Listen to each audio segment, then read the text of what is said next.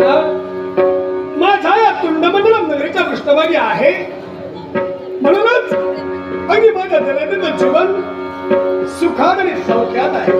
पण देवा, या राजकथाला चोळलो, अहोरात्र तुझी भक्ती केली, आसनी शयनी भोजनी धनी मनी स्वप्नी चिंतनी राहिली.